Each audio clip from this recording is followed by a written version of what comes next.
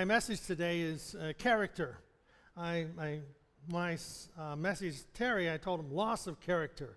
And then I had, before I sent that one, I had the sorrow of a disobedient character. So I ended up with just saying character. Well, character is our mental and moral qualities. Our character is what makes us up, our mental, moral qualities that each individual have. So we know that some people are real characters. What does that mean? Well, often we use that in the terms of real character. They're those people that are just, they're off on their own a little bit too far. Their characters are not one that you want to be part of, and so they're a real character. Well, character can also be who we are when no one is watching.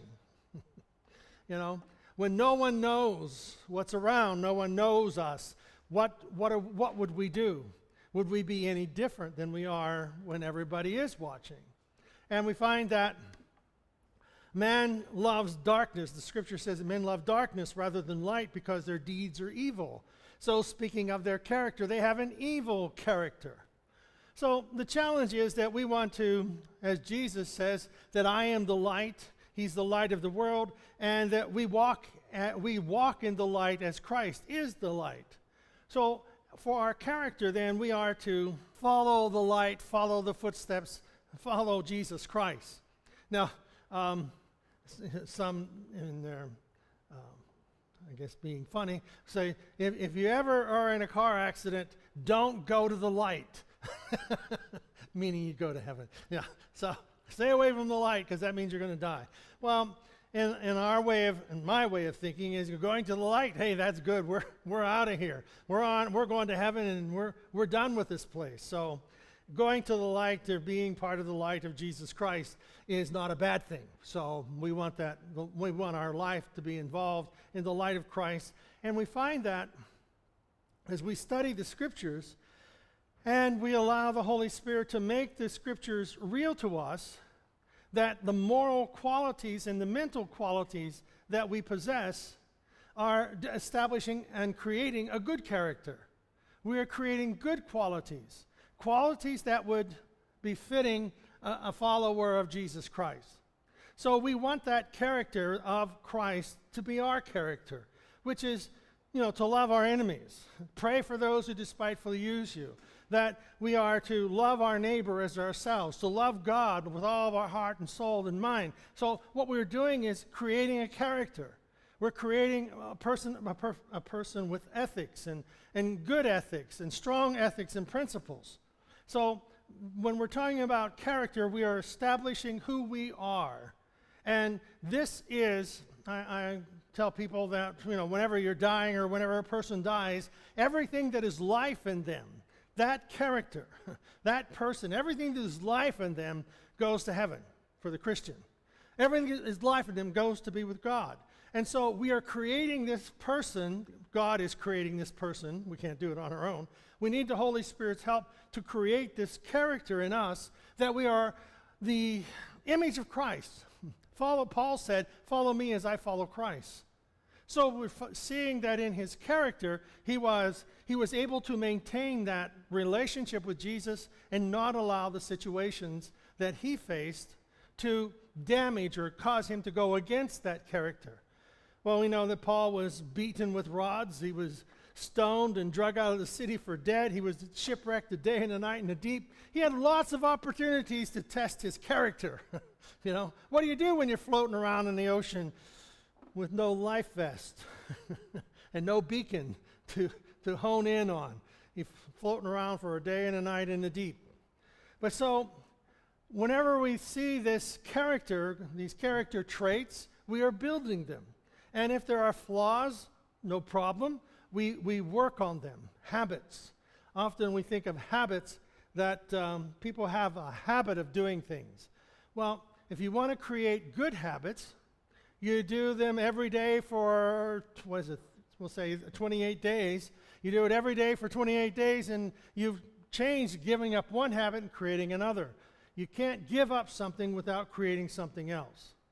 Well, I'm not going to spend the next hour watching TV. I'm going to do something else. Okay, what are you going to do? Don't know. What are you going to end up doing? Watching TV. Why? Because you didn't fill it up. You didn't fill that spot. So you've got to create something to fill the spot that is vacant. So you're giving something up, well, then you want to take something good on. So grace and mercy, that's the character of God. God's character is one of grace and mercy. He never leaves us nor forsakes us. He knows us, as we were saying earlier. He knows us whenever we were in our mother's womb. He has planned out for us our life. He has all the good things in plan. So his character is wanting to bestow this upon our life. Well, today I'm looking at King Saul. And we see with Saul, he has a good character and he has a bad character. And we find that as we look at this, Saul was the first king of Israel. And he reigned 1020 to 1000 BC. He was a man of valor who brought virtues of modesty and generosity to this office of being king. So he was a good guy. 1 Samuel 9, verse 1. There was a Benjamite, a man of standing whose name was Kish, son of Abiel, the son of Zeor, the son of Bekorah, and the son of Aphiah of Benjamin. Kish had a son named Saul, as handsome a young man as could be found anywhere in Israel, and he was a head taller than anyone else. So, when you look at Saul, he looks like a king. I mean, he is handsome. When the Bible says they're handsome, they're handsome. When it talks about the ladies and them being beautiful, they were beautiful, all right? So anyhow, Saul is this handsome young man who just stands out from the crowd. And so he is the one who becomes the first king of Israel. He is the youngest son of Kish of the tribe of Benjamin. And Saul was a modest shepherd boy. Sounds familiar. We know about David being the shepherd. Well, so was Saul. He was a resident of Gibeah. When the prophet Samuel, after a chance meeting, here we go. Now, there's a whole lot of this I'm leaving out. But Saul was out looking for his dad's donkeys. They wandered off. Okay, so Saul's wandering around for a couple of days looking for these donkeys, and he can't find them. And so finally, he and his servant, the guy who's with him, they say, Saul wants to go back home. His servant says, no, there's a seer. And in the Old Testament, a seer and a prophet were synonymous. And so the guy who is with Saul tells him, let's go see the prophet and let him tell us what's going on. So this is the chance meeting that Saul has with Samuel. Samuel is the prophet. In 1 Samuel 9:19, he says, I am the seer, Samuel replied. Go up ahead of me to the high place, for today you are to eat with me, and in the morning I will send you on your way and will tell you all that is in your heart. As for the donkeys you lost 3 days ago, do not worry about them. They have been found. And to whom is all the desire of Israel turned? So we found your donkeys. The desire of Israel, what was the desire of Israel? They wanted a king. Because these tribes, as we mentioned, the land of Israel, they had the center where the tabernacle was, and each of the 12 tribes had slices, pie, cut a pie in slices. Well, each of these tribes had a slice of the pie extending outward from this center spoke. So it went out from there. Well, what happened is each of these tribes had their own leaders, had their own clans, but they couldn't get along with each other. They couldn't agree over anything. So they wanted a king, they thought, would unite them to fight their enemies. Because their enemies would come in and just fight one tribe, and the other tribes wouldn't help them. No, that's not our problem. That's their problem. And so these enemies would come in and defeat and destroy parts of Israel in parts of the nation, and the other parts wouldn't help. So they figured, let's have a king. We need a king to fix this. That's the desire of Israel. And so they wanted Samuel to give them a king. Saul said, verse 21, now this is Saul's response to Samuel telling him about, all of Israel's turned towards you and this. He says, but am I not a Benjamite? Meaning, I'm just a nobody. From the smallest tribe of Israel. And is not my clan the least of all the clans of the tribe of Benjamin? Why do you say such a thing to me? So, Saul is not this, I'll be king. No, it's not Saul. He's just like, wow, I mean, he looks like a king, he's handsome, he's head and shoulders above everybody. He could have done the commercial. Head and shoulders. Troy Polamalu. For those of you who don't know, Troy Polamalu is the former sailor with a big head of hair. There's more to him than that, but that's what it is. So, Saul was very humble about this. It's like, I'm nobody. The tribe of Benjamin, the slice of the pie, we're not very big, and my clan, my family that's within this slice is the least of them, is the least of the groups in my clan. And why would you say something like that to me? So he's kind of telling Samuel, you got your wires crossed. So, for Israel, it was a time of humiliation. The Philistines had defeated the Israelites. Now remember, way back when God gave Jacob, when Joshua is leading the children of Israel into the promised land, God says, take the land and drive out all the inhabitants of the land. Well, they don't do that. They let them stay in the land. Well, what happens is these people they let stay in the land, they have their own fortresses, they have their own families, they build their own armies, and then they fight against the Jewish people. So anyhow, the Philistines had defeated Israel at Shiloh and captured the Ark of the Covenant. The Ark was the symbol of God's presence. Now, in those days, the gods were the symbol of the people. So if the Philistines could capture the ark, it meant the Philistine God was greater than the God of Israel. So the Philistines were all excited, our God's bigger than your God. Well, God left them lose because they were just playing their religion and God was fed up with them. So, this calamity then convinced Israel that they needed a king. They needed some national unity. Rather than uniting themselves under the prophet of God, like Samuel and other prophets, the people decided, we don't want a prophet. We want a king. So, we don't get along with each other, but if we have a king, that'll be the thing. Now, for our own lives, when we start looking at things, but if I had this, that would be what I need. Okay? If I just had this is what I need, and it'll make everything work. Well, sometimes we get that and it doesn't work. Well, in 1 Samuel chapter 10, verse 17, Samuel summoned the people of Israel to the land of Mizpah and said unto them, this is what the Lord, the God of Israel, says. I brought Israel up out of Egypt.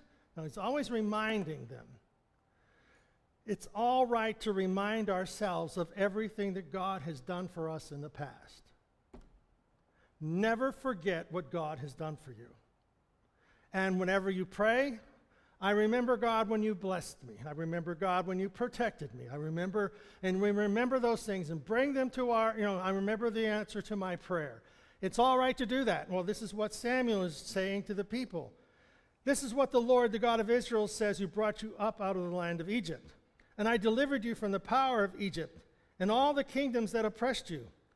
But you have now rejected your God, who saves you out of your disasters and your calamities.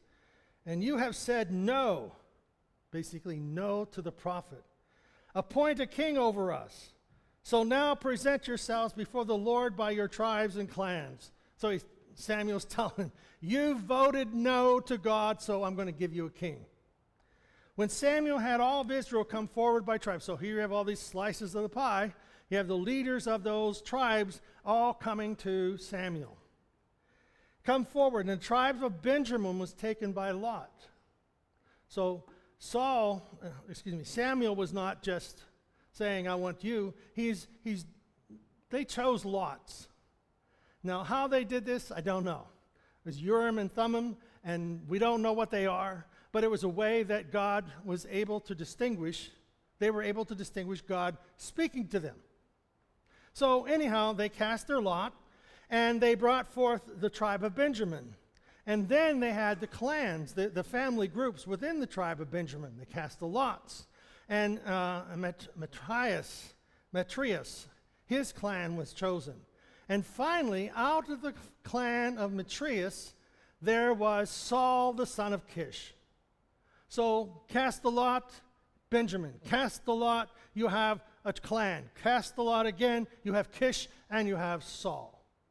So that's how they came up with Saul to be king. But God had already spoken to Samuel, he's going to be king. And the Lord said, okay, so they inquired. First, I'll back up a little bit. Finally, Saul, son of Kish, was taken.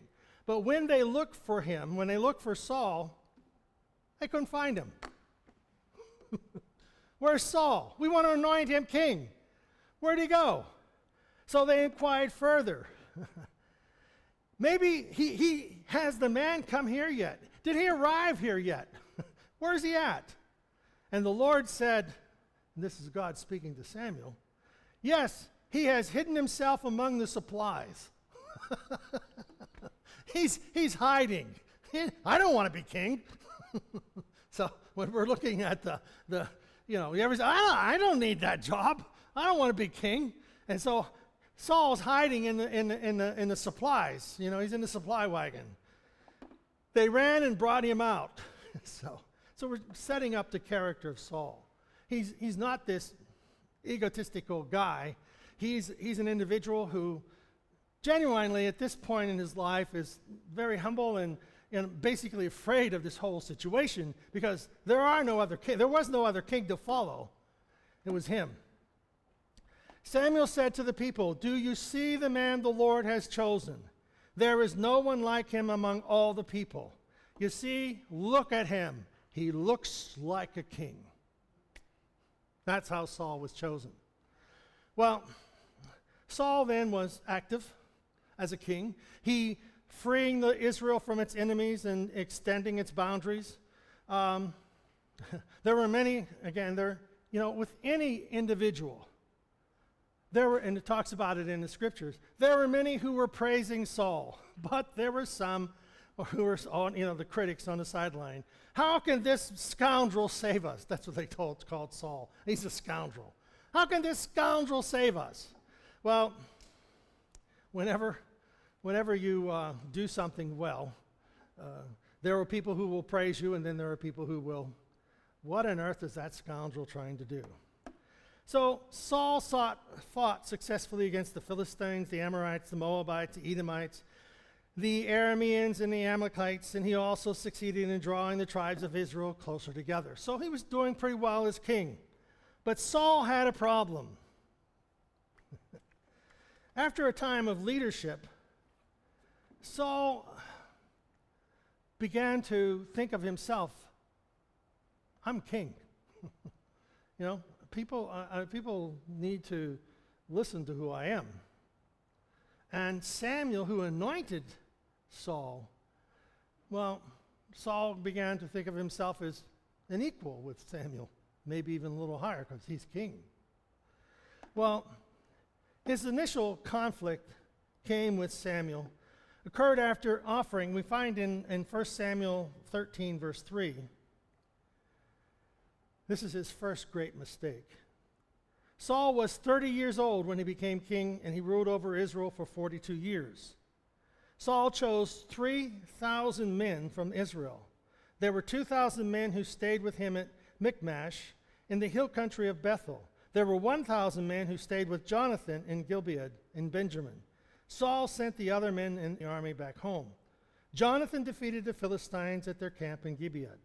And the Philistines heard about this, and they said, the Hebrews have rebelled. So what happened? The Philistines had kind of conquered the Israelites.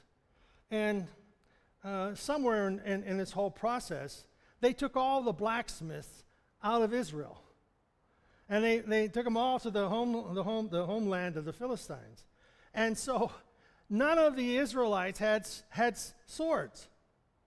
They didn't have spears because all the blacksmiths were gone.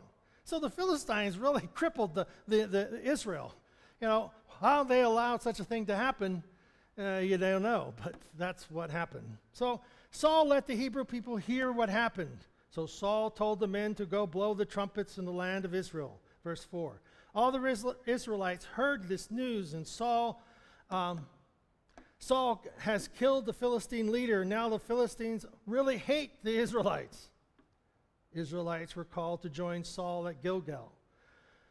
The Philistines gathered to fight. The Philistines camped at Michmash, east of Beth-aven.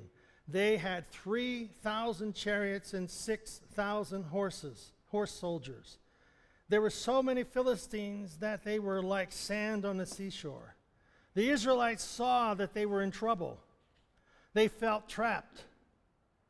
Now this gives you the insight into the great abilities of the people of that time. They ran and hid in caves and cracks in the rocks. So here's his army. Saul's army. He's ready to go and attack the Philistines. But what happens is they felt like they couldn't win. They don't have anything to fight with. So they hid among the rocks. They hid in the wells and in other holes in the ground. Some Hebrews even went across the Jordan River to the land of Gad and Gilead. Saul was still at Gilgal. All the men in his army were shaking with fear. Samuel, he would meet Saul at Gilgal. Samuel the prophet told Saul, I'll be there in 7 days. Saul waited there 7 days. But Samuel had not yet come to Gilgal, and the soldiers began to leave Saul. So Saul said, bring me the burnt offerings. He thought himself better than Samuel. Now he takes upon himself the position of being a prophet. He is king, not prophet. And he offered the sacrifice that only Samuel was permitted to do. And bring me the offerings. And Saul offered the burnt offering, and as soon as Saul finished offering the sacrifice, Samuel arrived. Saul went out to meet him. Samuel asked, what have you done? Saul has a good answer. I saw the soldiers leaving. You were not here on time. It's your fault. It's basically what he's saying, Samuel. It's your fault. If you'd arrived here on time, 7 days, I got my watch on, whatever the sundial was saying. He said, you gather in Michmash. I thought to myself, the Philistines will come back here and attack me at Gilgal, and I haven't asked the Lord for help yet, so I forced myself. It's not my fault. I forced myself to offer these burnt offerings. Well, that was a big no-no in the law of God and the whole thing of the whole dimension of what was going on at the time. So Samuel said, you did a foolish thing. You did not obey the Lord your God, and if you had done what he commanded, the Lord would have let your family rule Israel forever. You remember when David, the prophet says to David, your family line, the line of Jesus Christ comes through David. The line of Jesus Christ could have come through Saul, but he wouldn't obey what he knew to be right. So the second disagreement took place after Saul retained he had been sent out to fight the Amalekites. Okay? Now, you've got to understand the Amalekites. The Amalekites have been a fierce enemy of Israel.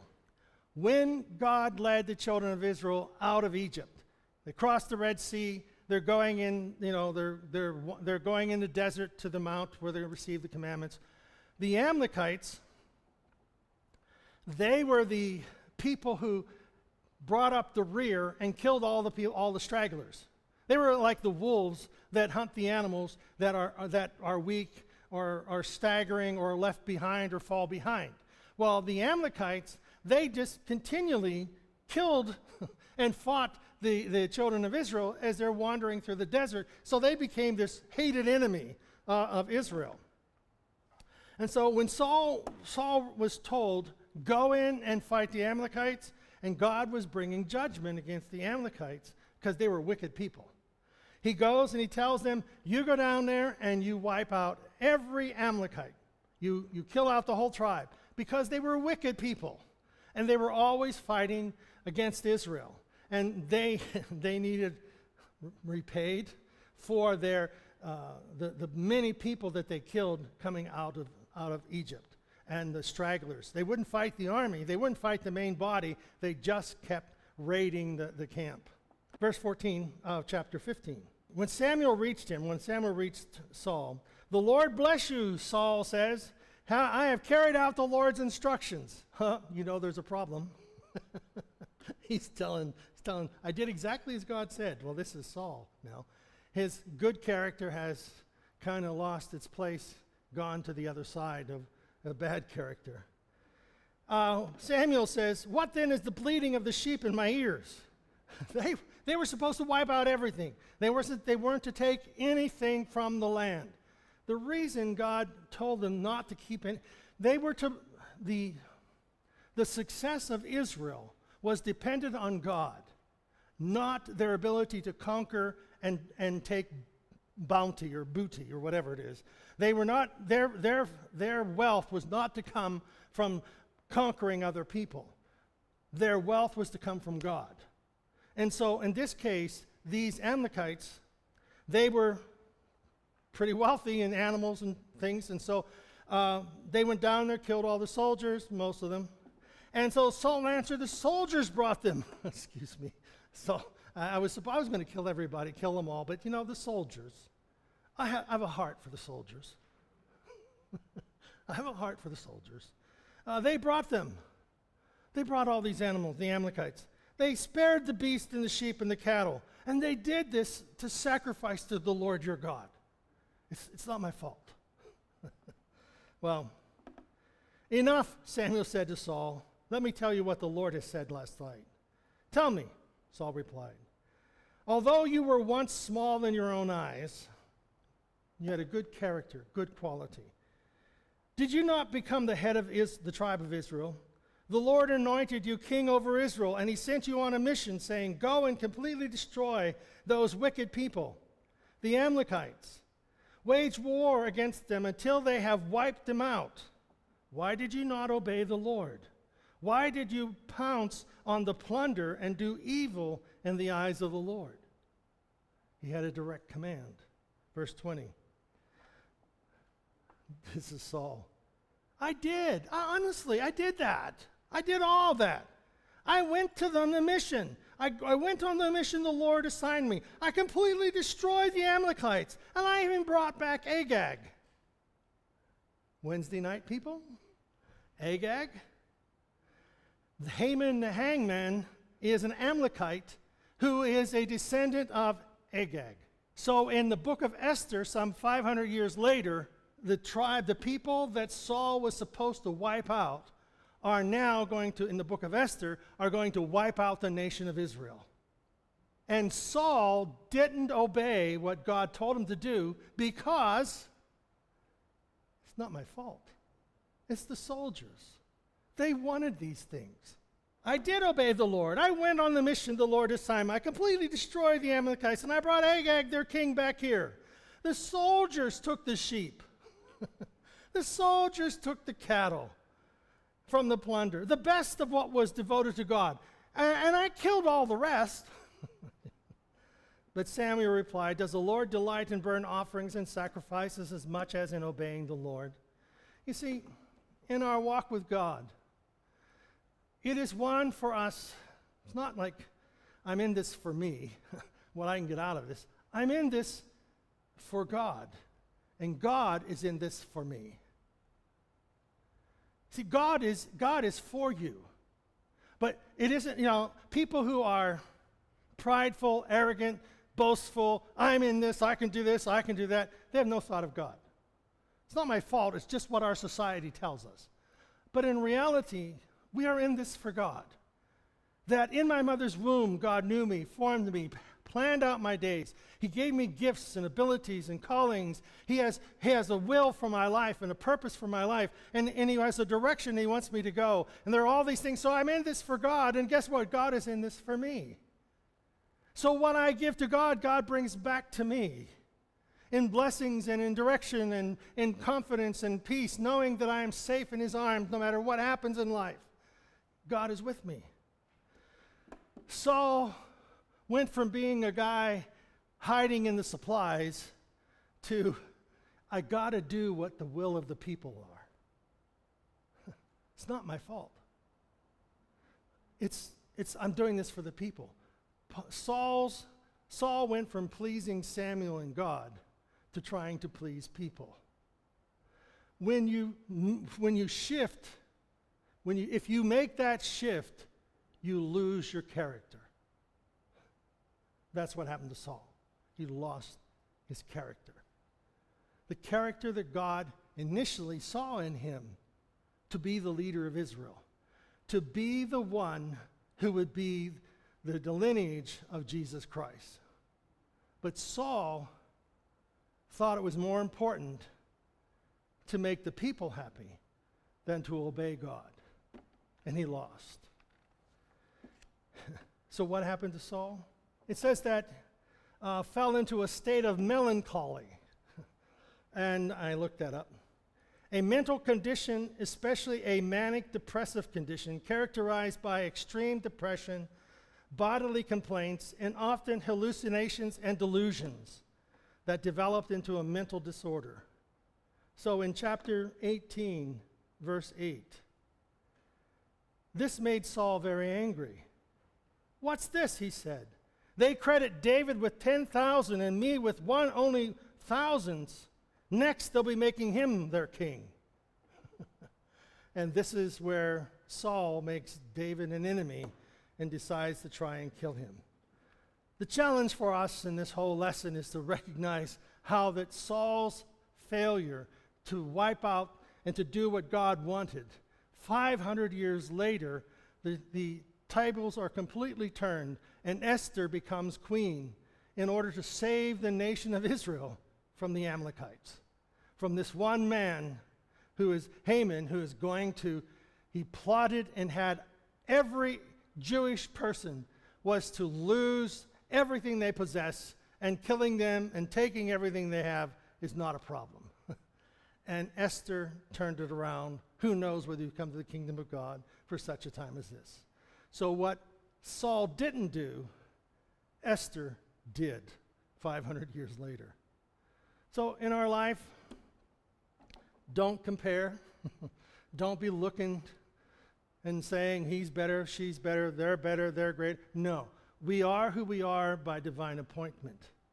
And that God has called us to be who we are with our own abilities and with our own calling. And that Saul, he became jealous, resentful, and bitter. If we find those qualities, let them go. Create in me a clean heart, O God. Renew a right spirit within me.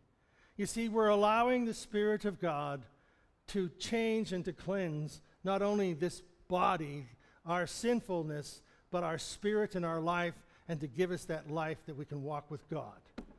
And not become Saul, but become like David. Father, we thank you that you challenge us by your Spirit and your word to grow and to develop and to be strengthened, that we might have a heart that seeks after you, that we would have a spirit that desires to walk with you, and that we would have character, the character that would keep us from doing and saying the wrong things. God, thank you that you would create in us a right spirit, a clean heart. Renew our mind. Give us the strength of your Spirit and of your word. And we thank you for the strength of character that you give us. In Jesus' name, amen. Amen. Amen. I did that for the Wednesday night group. The Agag. you know.